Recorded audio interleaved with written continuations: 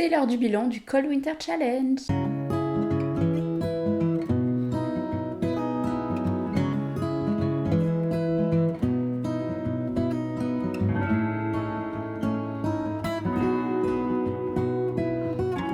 Bonjour à toutes et à tous et bienvenue dans cette nouvelle vidéo. Aujourd'hui on se retrouve pour un nouvel update lecture et pas n'importe lequel. Mon bilan du Cold Winter Challenge 2025-2026. Pour ceux qui n'auraient aucune idée de ce que c'est ce challenge, je vous invite à aller voir ma vidéo pile à l'air que je vous avais fait il y a quelques mois maintenant. Le challenge commençait le 1er décembre et se terminait le 1er février. On est donc officiellement à la fin. Alors, qu'est-ce que j'ai lu?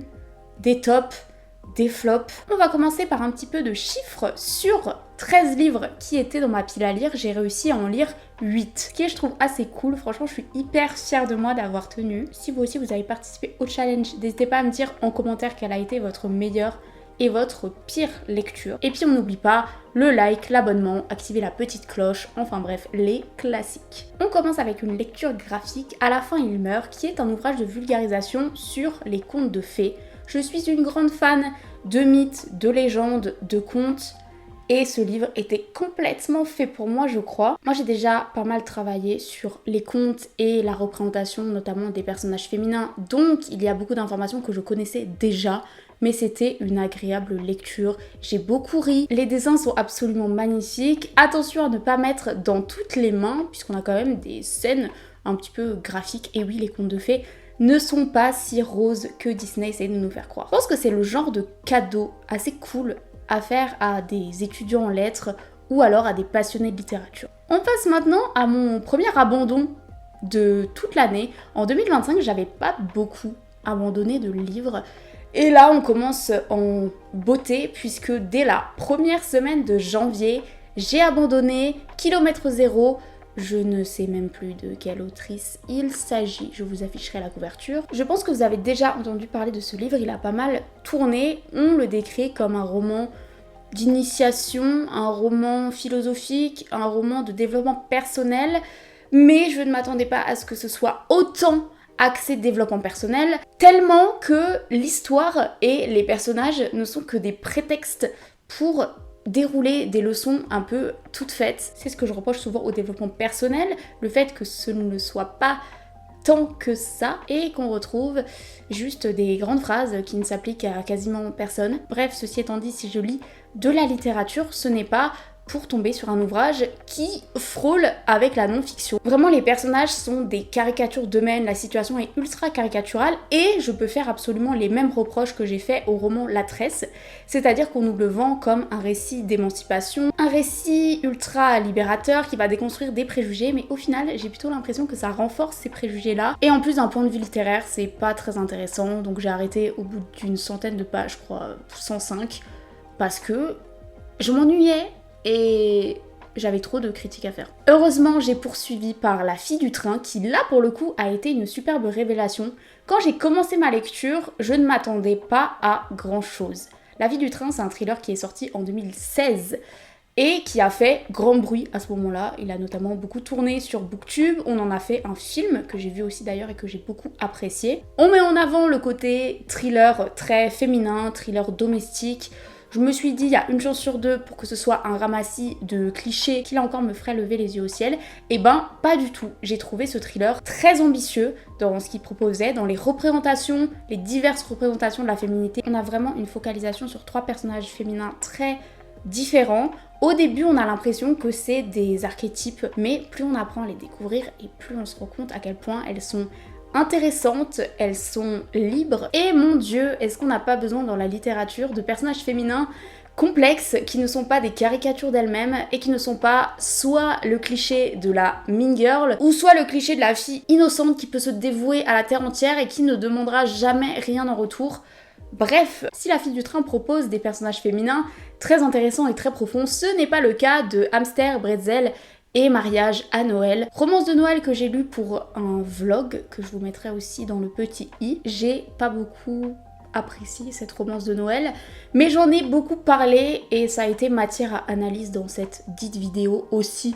Je ne vais pas me répéter, je vous la conseille pas, on restera là-dessus. Parlons encore d'amour, mais un petit peu plus catastrophique, un peu plus dérangeant, j'ai lu âme sœur qui était dans ma pile à lire depuis, sans déconner, plusieurs années. Je crois que je l'ai reçu au lycée, donc 7 ans, 8 ans. J'ai adoré, c'est un roman un petit peu à la Black Mirror. On va suivre plusieurs personnages qui vont s'inscrire à un programme de test ADN pour trouver son âme sœur. Mais tout ne va pas se passer comme prévu et les apparences, comme vous le savez, sont ultra trompeuses.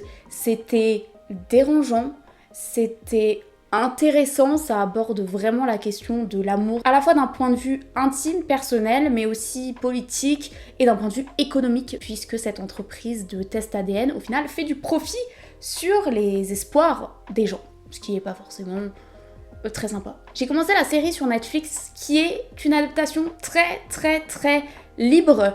On n'a même pas les mêmes personnages, ils n'ont pas le même prénom, l'intrigue n'est pas tout à fait la même. J'ai regardé pour l'instant qu'un épisode et demi, je vous en parlerai peut-être, mais en tout cas le livre ça a été une superbe révélation.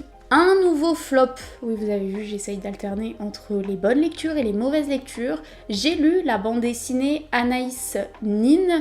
J'avais beaucoup d'espoir. On partait sur un destin de femmes artistes, de femmes émancipées, de femmes qui explorent sa sexualité, même si à l'époque c'était très mal vu et très encadré, normé. J'ai trouvé les dessins très mignons, à l'aquarelle, etc. Et le début était ultra encourageant. Cependant, je pense que les relations incestueuses ne sont pas un bon exemple de sexualité libérée. Ça m'a complètement mise en colère de voir ça. Le personnage d'Anaïs Nin va entretenir une relation avec son père. Et au-delà du fait que pour eux deux, ce soit complètement normal, ça semble normal pour absolument tout le monde. On n'a pas d'avant-propos au début de la BD. C'est le genre de choses qui ne passe pas et qui ne devrait jamais passer. On ne romantise pas les relations entre des adultes et des enfants et entre des personnes de la même famille, enfin c'est absolument révoltant et je n'ai pas vraiment compris ce que ça faisait là. Je n'ai pas pris la peine de vérifier si effectivement c'était réel et que cet artiste-là avait eu une relation avec son père.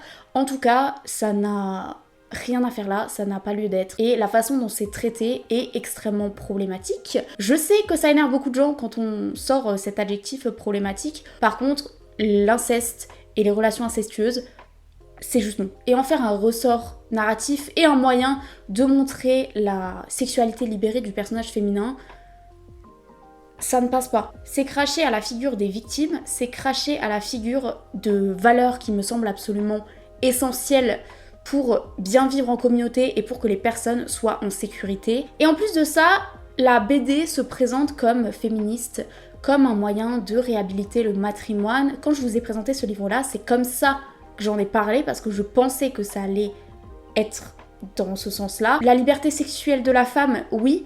Par contre, romantiser des abus, ben c'est tout sauf féministe en fait. Je vais me calmer avec maintenant une lecture mi-figue, mi-raisin, assez moyenne. J'ai lu la pièce de théâtre Médée de Jean Anouilh. Anouilh que vous connaissez sûrement pour sa réécriture du mythe d'Antigone. C'est une pièce qu'on étudie souvent au collège. La pièce Médée est un petit peu moins connue. Et à raison, je l'ai pas trouvée extraordinaire. Alors oui, ça soulève quelques points qui sont intéressants au niveau du traitement du personnage de Médée. Mais il y a des réécritures qui sont beaucoup plus intéressantes. Une d'ailleurs que je suis en train de lire en ce moment, c'est la Médée de Christa Wolf, qui aborde le mythe de Médée de manière un peu plus profonde. Les deux sont de la même époque, c'est pour ça que je me permets de les comparer. Si vous êtes curieux, allez-y, parce que la pièce est quand même assez courte, mais ça casse pas trois pattes à un canard. Je trouve qu'Antigone est bien meilleure. En parlant de meilleur, le meilleur livre que j'ai lu pendant mon Cold Winter Challenge, c'est celui que j'ai lu en dernier. Comme quoi, il s'agit du premier tome d'une trilogie qui s'appelle L'hiver du monde et qui est une série de science-fiction. En discutant avec plein de personnes autour de moi de ce livre, je me suis rendu compte que peu de personnes aiment vraiment la science-fiction. Donc je pense que ça va pas parler à beaucoup d'entre vous, mais au cas où, puisque dans le booktube français, on manque de recommandations de science-fiction, la voici, le premier tome, je l'ai absolument adoré. On parle de fin du monde, d'hiver apocalyptique, de voyage dans l'espace, d'extraterrestres. C'était trop intéressant et depuis longtemps, je ne m'étais pas attachée autant à des personnages, que ce soit le personnage féminin et le personnage masculin. Les deux, je les adore, ils sont très différents, ils sont complètement complémentaires. On a un point de vue alterné, ce qui d'habitude me saoule, parce que j'ai l'impression que c'est un petit peu des redites. Mais là, on avait deux voix du personnage très différentes. En plus, au début, ils sont pas encore ensemble. C'est que je dirais au quart du roman qu'ils vont se rencontrer et partir en mission spatiale pour sauver la Terre. C'était trop bien et le personnage féminin, donc le personnage d'Emma, c'est une vraie scientifique. Elle nous explique beaucoup de choses par rapport à l'astronomie. Et ce que j'aimais, c'est qu'elle faisait tout un paragraphe sur des choses un peu obscures et très compliquées pour moi qui suis une grande littéraire. Et ensuite, elle expliquait en 2-3 phrases de manière ultra simple. Je me souviens au tout début, elle explique un procédé chimique. Et à la fin, elle écrit, en gros, c'est comme si on secouait une canette de coca. Et j'ai trouvé ça hyper drôle et assez facile à comprendre. J'ai tellement hâte de lire la suite parce que le premier tome se termine littéralement en queue de poisson. Dans la dernière page, il se passe un truc et j'étais genre... Comment on va se sortir de ça? Comment ils vont se sortir de ce pétrin? Le monde est en danger de mort et il leur tombe ça sur le coin de la face. C'est absolument génial. Voici pour les 8 livres que j'ai pu lire pendant mon Cold Winter Challenge. Je vais vous faire une petite liste des livres que je n'ai pas lus et qui restent donc dans ma pile à lire. On a d'abord le recueil de nouvelles Les Jeux de la Nuit. Ensuite, on a le roman gothique La Maison Hantée, le 2e tome de la saga du sorceleur, ça je pense que ça va être une de mes prochaines lectures. Meurtre et biscuits au sucre, qui est un cozy murder, une enquête, qui se passe à Noël. Donc je pense que celui-ci va rester dans ma palle jusqu'au mois de novembre-décembre. Et en dernier, on a L'Alchimiste. Mais après ma mauvaise expérience avec Kilomètre Zéro, j'avoue que j'avais tout sauf envie de me replonger dans un conte philosophique, de développement personnel, avec du voyage, de la randonnée. J'ai très peur. Alors j'hésite à le laisser dans ma palle ou à l'enlever. N'hésitez pas à me dire si vous avez lu L'Alchimiste, si c'était bien, si ça vaut le coup, ou alors si juste je m'en débarrasse. Voilà, c'était tout pour le bilan de mon Cold Winter Challenge. C'est vraiment un challenge que j'ai adoré faire. On se retrouve dans une prochaine vidéo. D'ici là, je vous souhaite de très bonnes lectures, une bonne soirée ou une bonne journée. Et je vous dis à bientôt. Salut!